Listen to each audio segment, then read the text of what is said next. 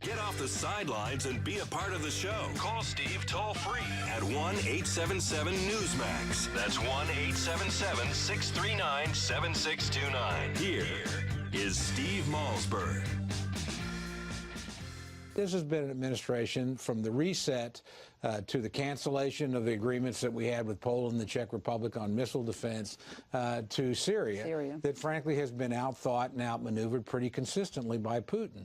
And I think that's why we're here. And I agree that there are limits to what he can do. Nobody's talking about putting troops on the ground. But I think you really want to catch their attention. I'd go back to something Dan said. You reopen negotiations with the Poles and the Czechs about anti-ballistic missile defense. That's the one card I think we have to play that really wakes them up in Moscow. All right, folks, there you have it. Congressman Tom Cole talking about the way Vladimir Putin has handled the U.S. administration. Joining us now, I'm very honored to say, is Doug Feith, Director of the Center for National Security Strategies at the Hudson Institute and former Undersecretary of Defense Policy for President George W. Bush. And Mr. Feith, welcome, sir. Good to be with you. Well, great to talk to you. Okay, let's talk about, first of all, I mean, there were reports today that the Western-backed leaders in the Ukraine are fearing an imminent Russian attack. We've heard Vladimir Putin talk about Estonia has Russians in there that they need to protect. Now, in part of the media campaign, Putin's showing the 1999 bombing that NATO undertook in Serbia. Where do you believe we're headed with all of this? Where's the end? I think that Putin is interested in reassembling the Russian and Soviet empire. And he started with Crimea, and he's got a number of other places that he might go next, depending on various calculations. Obviously, there's a danger that he might take other pieces of Ukraine and maybe ultimately all of Ukraine. There are also other places he could move into for example, the Baltics, even though they are NATO allies. The countries of Estonia, Latvia, and Lithuania used to be part of the Soviet Union. And I think there's a danger, as you highlighted, that he could use the excuse of protecting Russian minorities in places like Estonia or Latvia as an excuse to intervene there if he thinks that he could get away with it and damage or destroy NATO in the process. All right, well, that's a great point. So it begs the question, what do you believe NATO would do, and what do you believe NATO should do in that eventuality?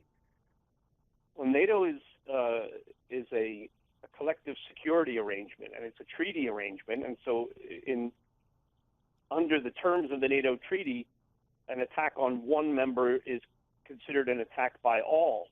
And so there's an obligation on the part of all the NATO countries to defend a NATO country that gets attacked. It's an extremely serious obligation.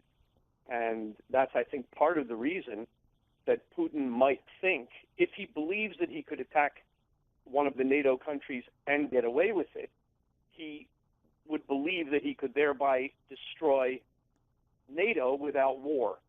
If he believes that, I think it increases the chances that he would do something like that. So I think the challenge for the various NATO country leaders is credibly communicating to Putin that if he tried something like that, he would have war.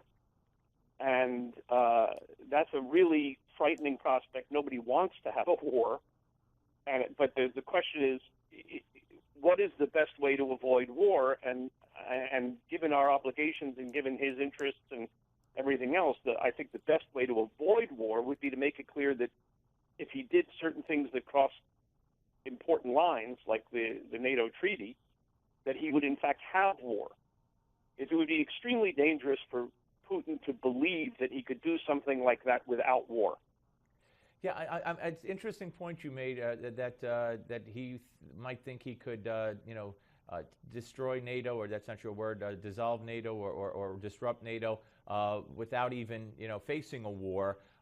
Is it the weakness that's been shown so far that would lead him to believe that? Is it the Obama foreign policy as a whole so far that would lead him to believe that? What do you believe? My concern is that when he made his initial move into Crimea, there was an enormous amount of commentary from government officials throughout the West and from others along the lines that the West has no good options for responding to what Russia was doing in Ukraine. And my concern was that Putin could hear something like that and could hear all these various leaders saying, we have no good options for responding. And he could think to himself, if that's true in Crimea, that might also be true if I, Putin, went into, let's say, Latvia. And if Putin went into Latvia believing that Western leaders would say to themselves, we have no good options for responding, then he might think he could get away with it at low cost. And what do you... I'm sorry. And that would increase the danger that he would do it. And I think the important thing is to make it clear that there would be high cost. Right. And then he might not make the aggressive move. All right. If you're Vladimir Putin right now, what is your belief system at this point? And if you're the NATO leaders right now, or whoever would take that message to Putin, what are you saying to him? Well, I think that when Putin looks at what's happened with the reaction to his aggression in Crimea, I think he probably figures that he hasn't paid a very substantial price yet. And it's not clear that he will have to pay a substantial price, given the way things seem to be developing. Now, it's possible that